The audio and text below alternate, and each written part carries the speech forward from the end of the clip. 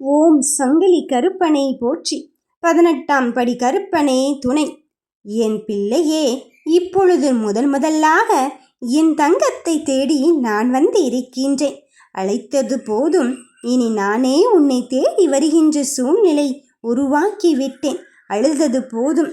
நீ பட்ட கஷ்டங்களுக்கெல்லாம் விடிவு காலம் வந்து விட்டது.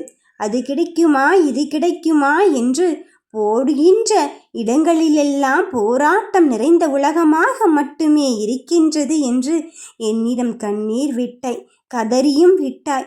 இனி எனக்காக நீ இறங்கி வரவில்லை என்றால் யார் வருவார் அப்பா என்று இந்த அப்பனை கேட்டாய்.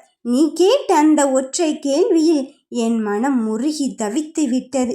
இனியும் என் பிள்ளையை காக்க வைக்க கூடாது என்பதற்காகத்தான் நீ பட்ட கஷ்டத்திற்கும் நீ பட்ட பிரச்சனத்திற்கும் தீர்வு சொல்ல வந்திருக்கின்றேன். வாழ்க்கை அழகாக மாறும். நீ உயர உயர பறக்கத்தான் போகிறாய். எத்தனையோ நேரங்களில் அங்கு மற்றவர்கள் உன்னை அளவைத்து பார்த்து விட்டார்கள். உன் கண்களில் கண்ணீர் வருவதை பார்த்து அவர்கள் சந்தோஷம் அடைந்தார்கள். என் பிள்ளையே, இனி உனக்கு அப்படிப்பட்ட சூழ்நிலையே நான் இந்த அப்பன் உருவாக்கப் போவதே இல்லை. ஏனென்றால் நீ என்னை தேடி வந்து விட்டாய். நானும் உன் கரத்தை பிடித்து விட்டேன்.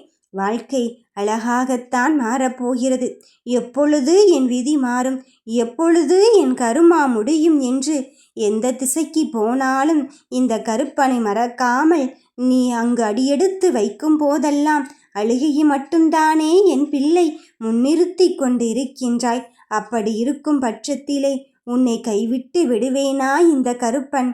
என் பிள்ளையே, அப்பனுக்கு அப்பனாக நின்று கொண்டு உன்னை வழிநடத்த நான் வந்து இருக்கும்போது இனி உன் வாழ்க்கை மிக பெரும் வெற்றியை நோக்கித்தான் அடியெடுத்து வைக்கப் போகிறது.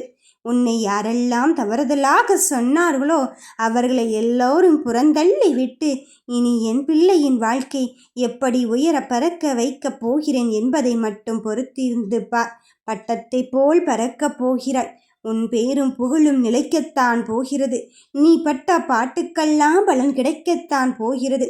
ஊதியத்துக்கு ஏற்ற உழைப்பை நீ இங்கு கொடுத்திருக்கின்றாய். அப்படி இருக்கும்போது அந்த ஊதியம் உன் கைகளில் வந்து சேரும். கலங்காத என் தங்கமே. ஓம் கருப்பசாமியே போற்றி.